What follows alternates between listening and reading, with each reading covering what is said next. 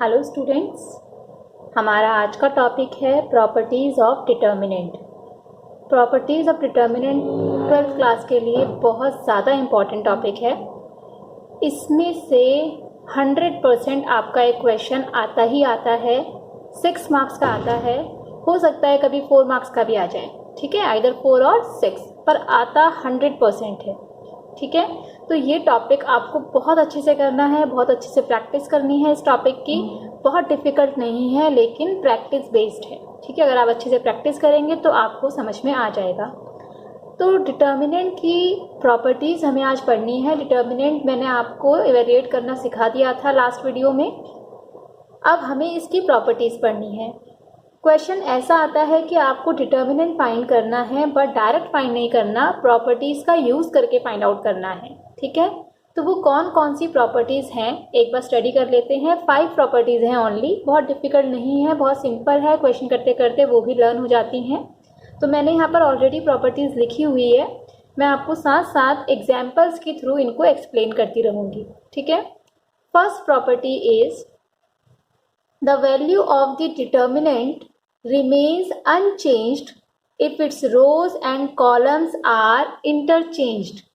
Means अगर हम एक डिटर्मिनेंट के सारे कॉलम और रो इंटरचेंज कर दें, सारे कॉलम और रो, जैसे आप मैट्रिक्स में ट्रांसपोज निकालते थे तो उसमें हम सारे रो और कॉलम इंटरचेंज करते थे।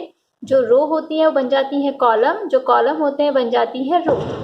तो यहाँ पर भी अगर हम डिटर्मिनेंट के सारे कॉलम और रो इंटरचेंज कर दें तो क्या होता है, डिटर्मिनेंट की वैल्यू सेम रहती है, ठीक है। इसका हम प्रूफ नहीं कर रहे हैं, मैं आपको एक एग्जाम्पल के थ्रू बस इसको वेरीफाई करवा रही हूँ, ठीक है। तो एग्जाम्पल ले लेते हैं इसके ऊपर। तो हम एक एग्जाम्पल लेते हैं। सपोज एक डिटर्मिनेंट है मेरे पास 1 2 3 4, ठीक है। 2 बाई 2 का ले रही हूँ मैं छोटा सा एग्जाम्पल। क्या डिटर्मिनेंट आ जाएगा इसका, 4 1 ज़ा 4 माइनस 2 3 ज़ा 6, -2 आया। अब मैं इसका ट्रांसपोज कर रही हूँ, ठीक है। अब मैं इसका ट्रांसपोज कर रही हूँ, मीन्स 1 2 1 2 3 4 3 4, क्लियर। अब चेक करते हैं कितना आया, 1 4 ज़ा 4 माइनस 2 3 ज़ा 6, अगेन -2। तो ऐसे ही आप 3 बाई 3 में वेरीफाई कर सकते हैं। अगर हम कॉलम और रो सारे इंटरचेंज कर रहे हैं तो डिटर्मिनेंट की वैल्यू एकदम सेम रहेगी। सेकेंड प्रॉपर्टी पे आते हैं।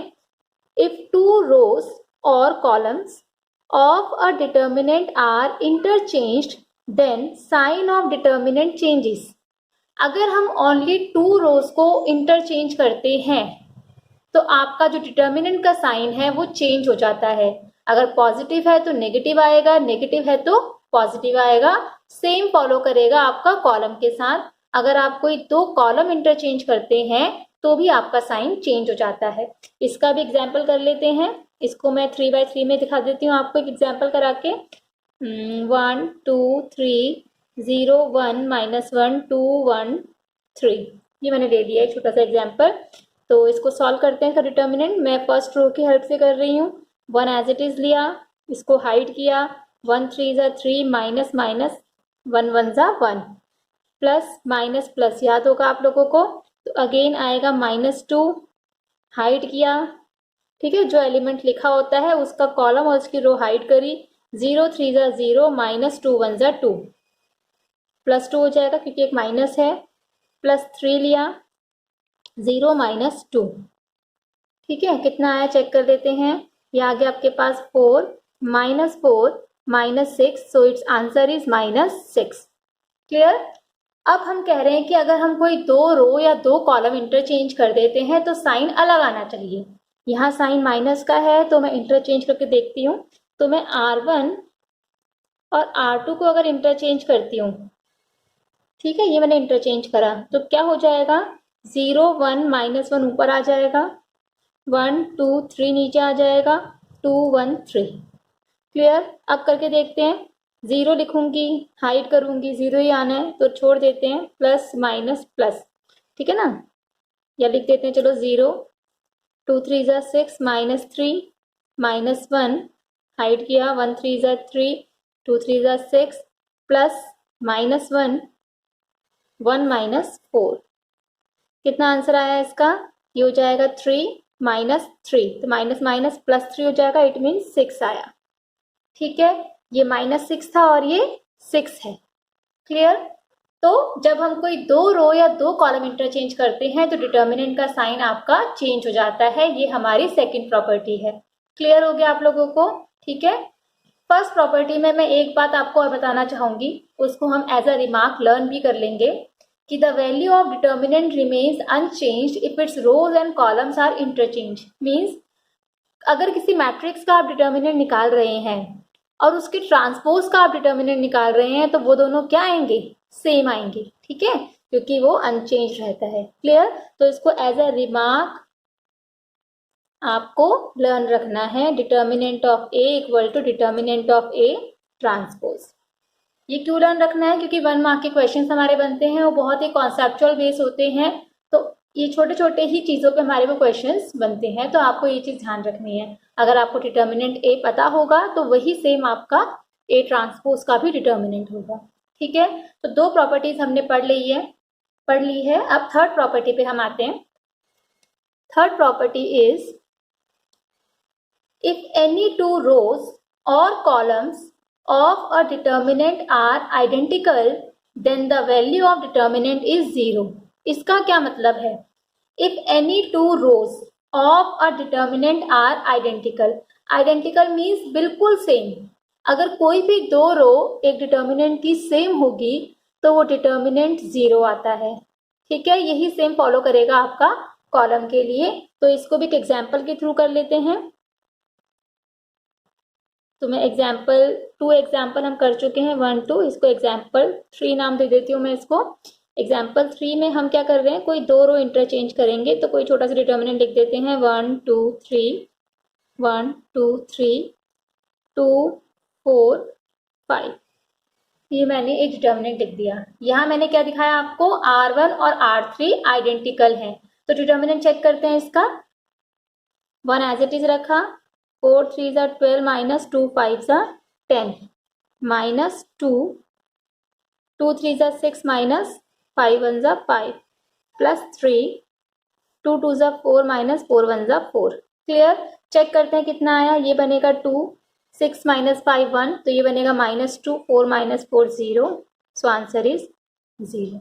तो कभी भी आपके दो रो या दो कॉलम आइडेंटिकल है तो आप उसका डायरेक्ट आंसर देंगे कि इसका आंसर 0 है। ठीक है, ये प्रॉपर्टीज आपको अच्छे से लर्न रखनी है। Now fourth property is if each element of a row of a determinant is multiplied by a constant k then its value gets multiplied by k। अगर हम हर एक एलिमेंट को किसी एक रो के अगर हम हर एक एलिमेंट को किसी k से मल्टीप्लाई कर देंगे तो जो डिटर्मिनेंट की वैल्यू होगी वो भी k से मल्टीप्लाई हो जाएगी। ठीक है, क्या मतलब है इसका? एग्जाम्पल समझते हैं। सपोज छोटा ले रही हूँ मैं इसमें 2/2 का एग्जाम्पल, 1 2 3 4, ये एक डिटर्मिनेंट है। ठीक है, क्या वैल्यू आ रही है इसकी? 4 2 3 6 -2 आ रही है। अगर मैं इसके किसी एक रो या एक कॉलम को किसी नंबर से मल्टीप्लाई कर दूं, सपोज मैं k से ही मल्टीप्लाई कर रही हूँ। ठीक है, तो मैं क्या कर रही हूँ, सपोज मैं रो 1 को k से मल्टीप्लाई कर रही हूँ, मान लो। ठीक है, तो क्या आ जाएगा यहाँ पर? ये बन जाएगा k, ये बन जाएगा 2k, 3 4 एज इट इज। अब इसका डिटर्मिनेंट निकालिए आप, 4k -2 3 6k, तो आंसर कितना आया? -2k। तो वो यही कहना चाह रही है प्रॉपर्टी, अगर आप किसी भी एक कॉलम को या रो को किसी k से मल्टीप्लाई करेंगे तो जो डिटर्मिनेंट होगा वो भी k से मल्टीप्लाई होकर ही आएगा। पहले डिटर्मिनेंट -2 था, अब कितना आया? -2k आया। क्लियर? तो ये है हमारी फोर्थ प्रॉपर्टी। अब लास्ट प्रॉपर्टी पे आते हैं, प्रॉपर्टी 5। प्रॉपर्टी 5 क्या है? देखिए, प्रॉपर्टी 5 जो है वो आप ऑलरेडी मैट्रिसेस में भी कर चुके हैं, तो इसलिए आपको इसमें कोई डिफिकल्टी नहीं आएगी। Fifth property is if some or all elements of a row or a column of a determinant are expressed as sum of two or more terms अच्छा सॉरी, फिफ्थ नहीं, आप सिक्स प्रॉपर्टी पहले कर चुके हैं, ये सिक्स अलग property है, टोटल 6 प्रॉपर्टीज आपको करनी है। तो फिफ्थ में दोबारा पढ़ रही हूँ। If some or all elements of a row or a column of a determinant are expressed as sum of two or more terms, then the determinant can be expressed as sum of two or more determinants. तो ये पढ़ने में बहुत lengthy है, कुछ शायद समझ भी नहीं आया होगा, तो मैं एक एग्जाम्पल से आपको समझा देती हूँ। ये कहना चाह रहा है कि सपोज मेरे पास एक डिटर्मिनेंट है जिसमें कोई एक रो या एक कॉलम में कुछ जो सारे जो एलिमेंट्स हैं वो किसी का सम है। मतलब मान लो ऐसे आपके पास x plus A, Y plus B, Z plus C, ठीक है। और यहाँ कुछ भी है P Q R X Y Z, कुछ भी है एलिमेंट, ठीक है। तो इसमें फर्स्ट रो में क्या हो रखा है, फर्स्ट रो में दो दो एलिमेंट्स आपस में ऐड हो रखे हैं, ठीक है। तो इसको हम क्या लिख सकते हैं, एक बार सिर्फ एक्स वाई जेड के साथ पूरा डिटर्मिनेंट और एक बार ए बी सी के साथ पूरा डिटर्मिनेंट, बाकी सब एज इट इज आएगा।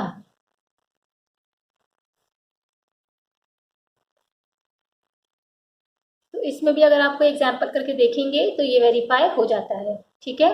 तो मैंने आपको समझा दिया कि इस प्रॉपर्टी का मतलब ये है कि अगर सम हो रखा होगा, अगर 3 का सम है तो 3 डिटर्मिनेंट ब्रेक होंगे, 2 का सम है तो 2 डिटर्मिनेंट ब्रेक हो जाएंगे, ठीक है। 6 प्रॉपर्टी जो है ये आप लोगों ने पहले भी की हुई है मैट्रिसेस के अंदर, आर आई प्लस के आर जे, सी आई प्लस के सी जे। तो इसका एक एग्जाम्पल कर लेते हैं। सपोज हमारे पास यहाँ 1 2 3 4 ये लिखा हुआ है, ठीक है। अब मैं क्या कर रही हूँ, R2 को सपोज मुझे इसको 0 बनाना है, जैसे वहाँ 0 बनाती थी, तो मान लीजिए मुझे इसको 0 बनाना है, ठीक है। तो मैं क्या करूँगी, R2 minus 3 times of R1, ये वाली प्रॉपर्टी यूज़ करी मैंने। तो ये क्या बन जाएगा, 1 2 as it is, 3 minus 3 times of 1 0, 4 minus 3 times of 2, तो कितना आ जाएगा -2। तो आप डिटर्मिनेंट निकाल के देख लीजिए, -2 आ रहा है, उसका भी -2 आ रहा था। तो हम ऐसा कर सकते हैं, ठीक है। तो ये जो 6 प्रॉपर्टी है ये सिर्फ 2 ही रोज को नहीं, ये 3 रोज को भी आप इसमें ऐड कर सकते हैं। मतलब एक एग्जांपल मैं आपको और देती हूँ। सपोज ऐसा लिखा है हमारे पास,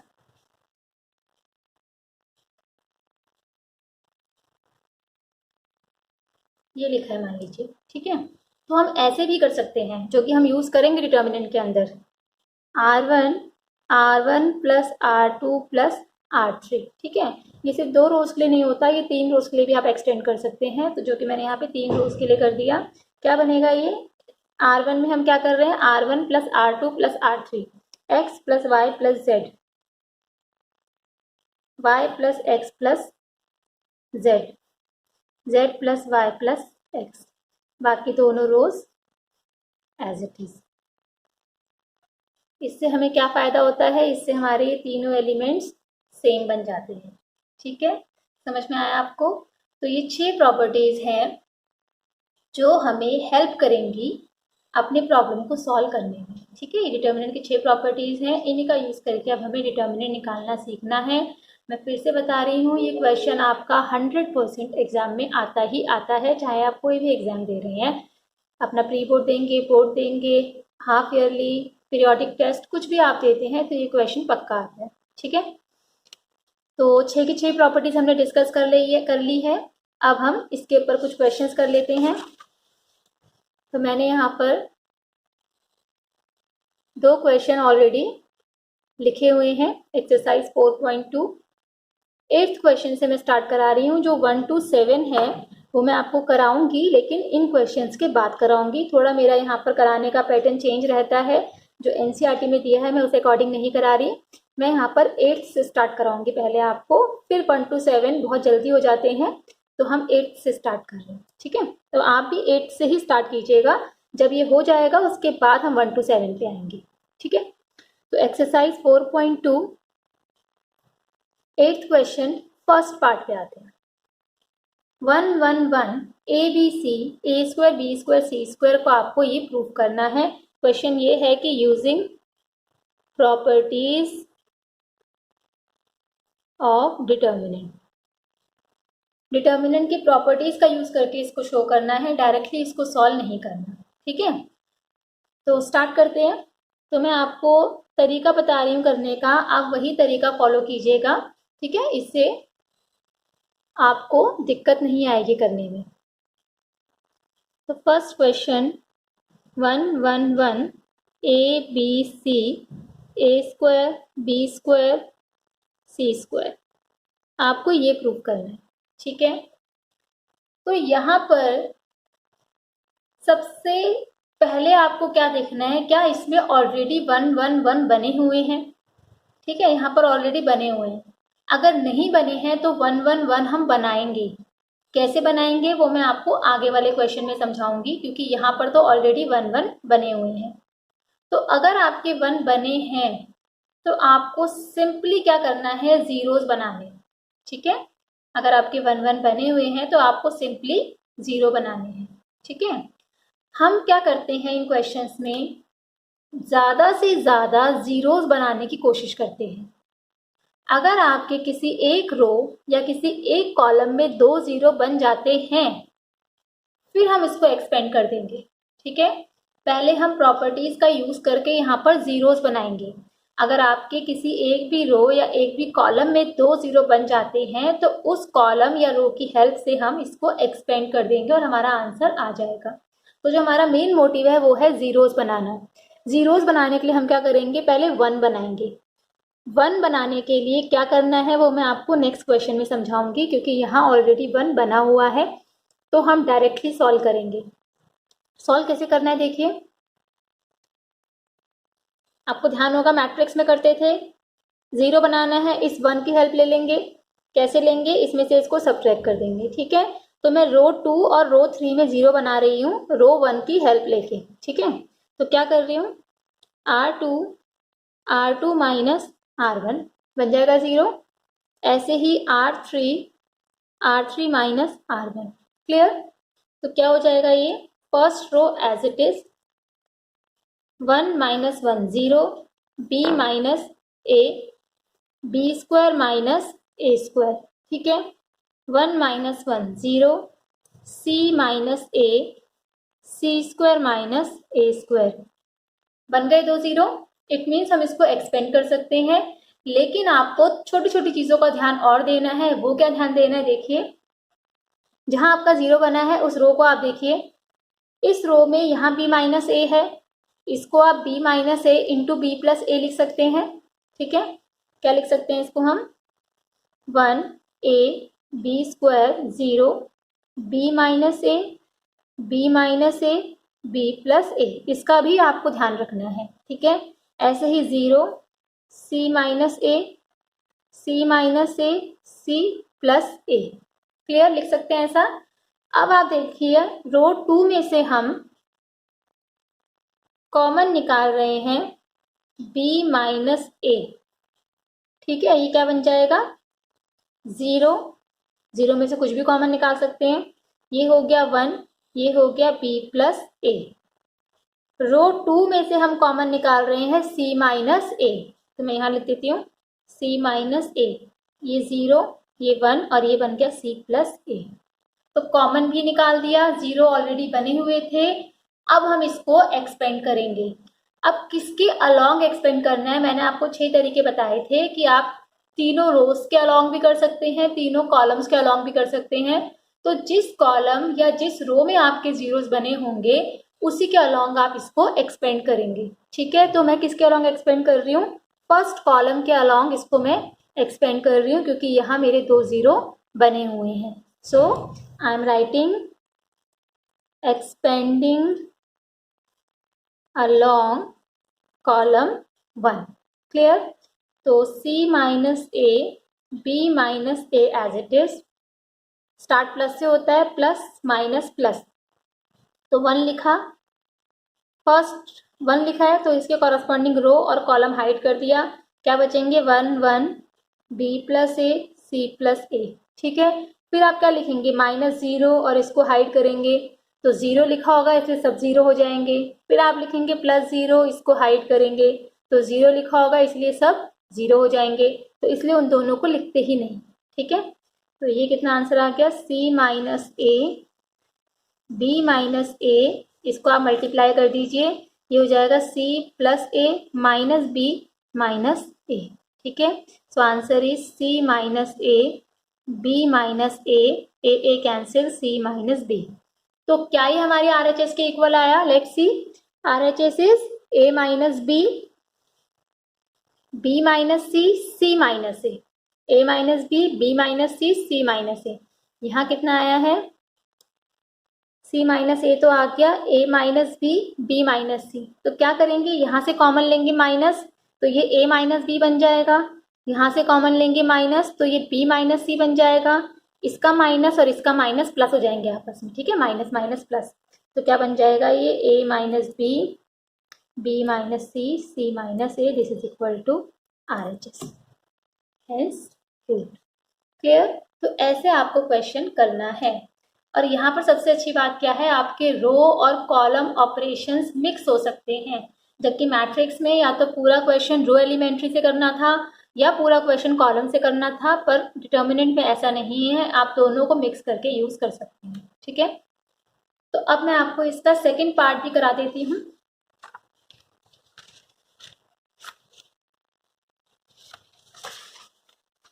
तो सेकेंड पार्ट,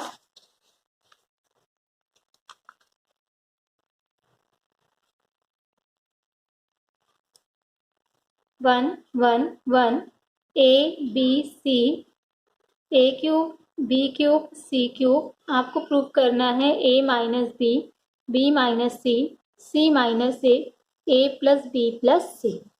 ठीक है, कुछ स्टूडेंट्स इसको देखकर भी सॉल्व करते हैं कि हमें A माइनस B चाहिए, तो हमें फर्स्ट कॉलम में से सेकंड कॉलम को सब्ट्रैक्ट कर देना चाहिए।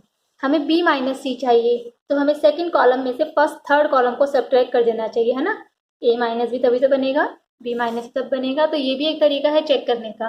बाकी यहाँ तो 1 1 है, इसलिए आपको कुछ नहीं सोचना, सीधा इनको 0 बनाना है। ठीक है, तो एक काम करते हैं, कुछ भी सब्ट्रैक्ट कर सकते हैं आप, C1 minus C2 minus C3, जो मर्जी कीजिए। तो मैं कर रही हूँ C1 माइनस C2। ठीक है, ये क्या बन जाएगा, C1 minus C2 0, A minus B A cube minus B cube. ठीक है, इनको एज इट इज लिख रही हूँ। अब C2 माइनस C3, ये कर देते हैं 0, A minus B A cube minus B cube, 0 B minus C B cube minus C cube, 1 C cube. यहाँ मैंने कॉलम लगाया है, क्यों? क्योंकि मुझे ऐसे सब्ट्रैक्ट करना है। वहाँ 1 1 1 ऐसे लिखे थे तो हमने रो वाइज सब्ट्रैक्ट किए थे, यहाँ ऐसे लिखे हैं इसलिए कॉलम वाइज सब्ट्रैक्ट होगा। ठीक है ना, इस कॉलम में से ये वाला कॉलम, फिर इस कॉलम में से ये वाला कॉलम। समझ में आया आप लोगों को? C2 माइनस C3 मतलब C2 में से आपको C3 सब्ट्रैक्ट करना है, तो 1 माइनस 1 0, जहाँ आप ऑपरेशन लगा रहे होते हैं वो आगे आता है। ठीक है, कॉलम 3 एज इट इज है। Clear? 0 B minus C B cube minus C cube. आप लोग शायद ये सोच रहे होंगे कि मैंने दोनों ऑपरेशन एक साथ क्यों नहीं लगाए, जबकि इससे पहले वाले क्वेश्चन मैंने दोनों एक साथ लगाए थे, पर यहाँ मैंने दोनों एक साथ नहीं लगाए हैं। क्यों नहीं लगाए, मैं आपको रीजन दे देती हूँ। यहाँ पर आप में C1 क्या लिख रहे हैं आप, C1 माइनस C2, C1 में से आप C2 सब्ट्रैक्ट कर रहे हो। यहाँ पे हम लिख रहे हैं C2 माइनस C3, C2 में से C3 सब्ट्रैक्ट कर रहे हैं, तो कॉलम 2 में चेंज आ रहा है, और यहाँ हम पुराना कॉलम 2 यूज कर रहे हैं और कॉलम 2 नया भी बन रहा है साथ साथ। तो दोनों आप एक साथ मत कीजिए, इससे कंफ्यूजन होता है कि आप पुराना कॉलम यूज कर रहे हैं या फिर आप नया वाला कॉलम यूज कर रहे हैं। तो मैं आपको यही सजेस्ट करूंगी कि आप अलग अलग ऑपरेशंस को लगाइए। ठीक है, दोनों को एक साथ मत लिखिए। यहाँ पर आपका C1 C2 यूज हो रहा है, तो यहाँ पर आपका, जैसे आपका C1 चेंज हो रहा है तो यहाँ पर आपका C2 यूज हो रहा है, तो यहाँ पर आप C2 में चेंज नहीं करेंगे। ठीक है, मेरा कहने का मतलब ये है कि जो कॉलम आपका यहाँ यूज हो रहा है, फिर वो कॉलम में कोई चेंज आप नहीं करेंगे, उसको आप नेक्स्ट स्टेप में करके दिखा दीजिए। ठीक है, इसीलिए मैंने यहाँ पर साथ नहीं लगाए, अलग अलग स्टेप में किया है। तो यही सजेस्ट करूँगी मैं आपको कि आप अलग अलग स्टेप में कीजिए, थोड़ा सा टाइम ज़्यादा लगेगा पर आपका सॉल्यूशन एकदम एक्यूरेट होगा।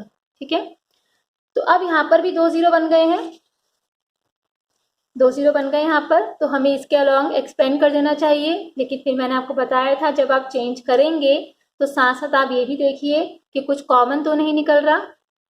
a माइनस बी है यहाँ पे a cube minus b cube है, तो a cube minus b cube का फॉर्मूला क्या है? a minus b a square plus A B plus B square. ठीक है, 0 b minus c b square plus B C plus C square 1 C cube as it is. तो इस column में से common निकल रहा है a माइनस बी। ठीक है, इस कॉलम में से कॉमन निकल रहा है b माइनस सी। क्या बचेगा यहाँ पे? 0 1 A square plus A B plus B square, 0 1 B square plus B C plus C square 1 C cube as it is. तो हमने कॉमन भी निकाल दिया और 2 0 भी बन गए हैं, फर्स्ट रो में बने हैं ये, तो इसलिए हम फर्स्ट रो के अलॉन्ग इसको एक्सपेंड कर देंगे। ठीक है, क्या बन जाएगा ये? a minus B minus c plus minus plus. ठीक है, तो 0 लिखेंगे फिर हाइड करेंगे, तो 0 इंटू समथिंग इज 0, माइनस 0 लिखेंगे हाइड करेंगे, 0 इंटू समथिंग इज 0, तो सिर्फ 1 बचा, ये 1 लिखा और इसको हाइड कर दिया। ठीक है, इसको और इसको हाइड कर दिया, तो जो बच गए वो लिख देते हैं।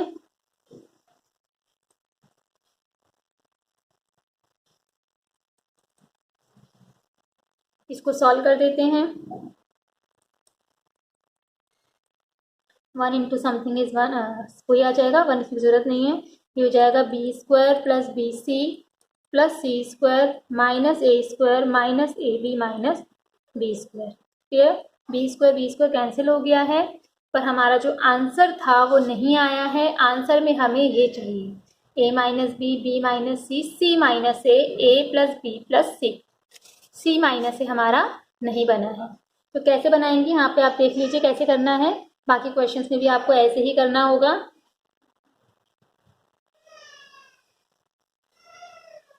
B c minus a b, इनको एक साथ लिख रही हूँ। ठीक है, plus C square minus a square लिख दिया। इन दोनों में से कॉमन क्या आ रहा है? b। क्या बचेगा? c माइनस ए। इसको हम लिख सकते हैं c minus A into C plus A. Clear? इन दोनों में से कॉमन क्या आ रहा है? c माइनस ए। यहाँ बचेगा p, यहाँ बचेगा c प्लस ए, और ये जो दोनों थे ये as it is.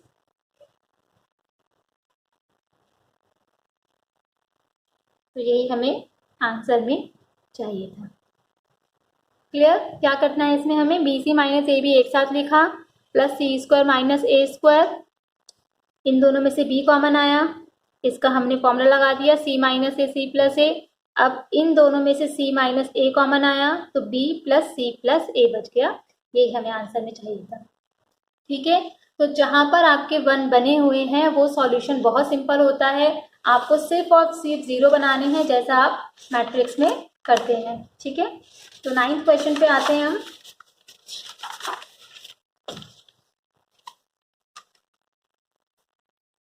Ninth question is x Y z x square y square z square y z z x y equal to this. तो यहाँ पर आपके 1 1 1 नहीं बने हुए।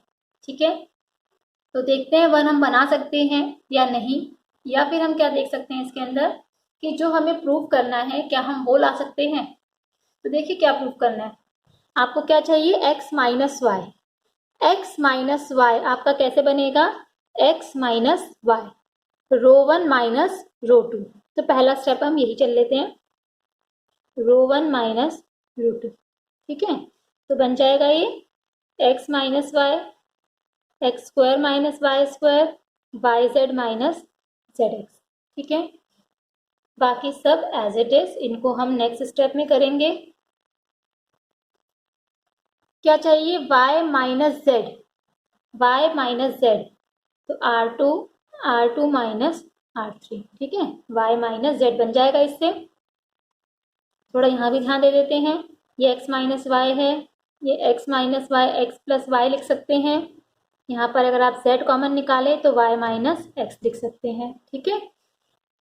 ये भी लगाना है ऑपरेशन, R2 माइनस R3, तो y minus z, y square minus z square, z x minus x Y, z square x y as it is, ठीक है। अब ऊपर देखिए अपनी फर्स्ट रो में x minus y, x minus y, y minus x, y minus x में से अगर आप कॉमन निकाल ले माइनस, तो ये भी क्या बन जाएगा, x माइनस वाई, ठीक है। फिर हम x माइनस वाई कॉमन निकालेंगे क्योंकि हमें यहाँ पर चाहिए। सिमिलरली हम सेकेंड रो में करेंगे, ठीक है। तो क्या लिख सकती हूँ मैं इसको, x minus y, x minus y, x plus y, minus common निकाला, x माइनस वाई। सिमिलरली नीचे बनेगा y minus z, y minus z, y plus Z.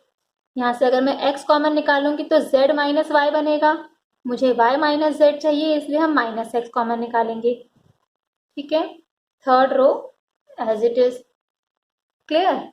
अब यहाँ से फर्स्ट रो में से कॉमन आ रहा है x minus y, second row में से कॉमन आ रहा है y माइनस जेड, ये 1 बन गया, x प्लस वाई बन गया, माइनस जेड 1 बन गया, y प्लस जेड बन गया, minus x, z square x y as it is. तो यहाँ आपके 2 1 बन गए हैं, इट मीन्स अब 0 भी बन सकता है। तो जीरो बनाने के लिए हम क्या करेंगे, R1 माइनस R2, ठीक है, इसमें से इसको सब्ट्रैक्ट करेंगे तो R1 माइनस R2, तो ये एज इट इज लिखा, 1 minus 1 0, x plus y minus z, ठीक है, x plus y minus z, minus minus plus x हो जाएगा, ये एज इट इज, क्लियर। ये y कैंसिल हो रहा है, this is x minus z, this is also x minus z, तो x माइनस जेड भी कॉमन आ जाएगा फर्स्ट रो में से, ठीक है। ये 0, x माइनस जेड कॉमन आया, 1 बचा, x माइनस जेड 1 बचा, 1, y plus z minus x, z square x y as it is, ठीक है। तो इसको सॉल्व कर लेते हैं।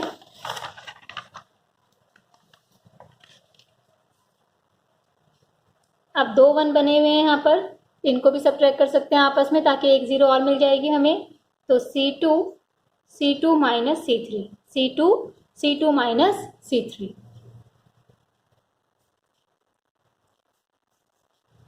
First column as it is, C2 minus C3, second column में से थर्ड कॉलम हम सब्ट्रैक्ट कर रहे हैं, 1 minus 1 0, y plus z plus x हो जाएगा, ये z square minus x y, 1 minus x y as it is, ठीक है।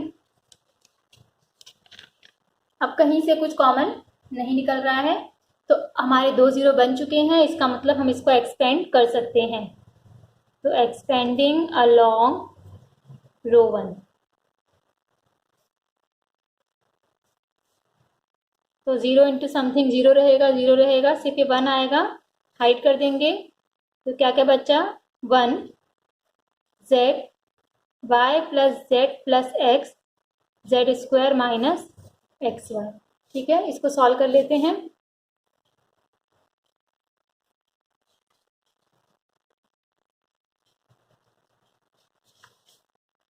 मैंने यहाँ पर कॉमन निकाला था x माइनस जेड, मैं सॉरी यहाँ लिखना भूल गई हूँ, x माइनस जेड हमने कॉमन निकाला था, साथ में x माइनस जेड भी आएगा, ठीक है, यहाँ पर भी आएगा,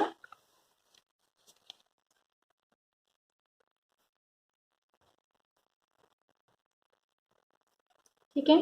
इसको सॉल्व कर लेते हैं, ये हो जाएगा z square minus x y minus z y minus z square minus z x, z square cancel, यहाँ से माइनस कॉमन निकाल रही हूँ क्योंकि आंसर है माइनस नहीं चाहिए हमें, तो ये बन गया x y plus y z plus z x. ठीक है, तो एक बार देखते हैं हमें RHS में क्या चाहिए था। हमें RHS में चाहिए x minus y minus z minus x into this. तो z माइनस एक्स चाहिए और हमारा आया है x माइनस जेड। तो इस वाले माइनस को इसके साथ मल्टीप्लाई कर देते हैं तो हमारा रिक्वायर्ड आंसर आ जाएगा।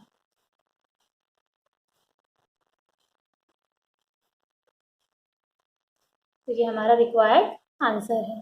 ठीक है, 10th question, first part, x plus 4 2x 2x 2x x plus 4 2x 2x 2x x plus 4। आप नोटिस कीजिए तीनों एलिमेंट सेम है, बस ऊपर नीचे लिखे हुए हैं। ठीक है, प्रूफ करना है ये। तो प्रूफ में क्या चाहिए, 5x प्लस 4। 5x प्लस 4 कैसे बनेगा, तीनों एलिमेंट सेम हैं। जब भी आपके तीनों एलिमेंट सेम हो तो आप क्या करेंगे, तीनों रोज को आपस में ऐड कर देंगे, चाहे आप रो वाइज कीजिए चाहे आप कॉलम वाइज कीजिए। ठीक है, मैं इस क्वेश्चन को आपको पूरा नहीं करा रही हूँ, इसको आपको खुद करना है, मैं आपको जस्ट हिंट दे रही हूँ। R1 plus R2 plus R3, तीनों रोज को आप आपस में ऐड कर देंगे। x plus 4 plus 2x plus 2x 5x plus 4, 2x plus x plus 4 plus 2x 5x plus 4, similarly 5x plus 4, ये एज इट इज।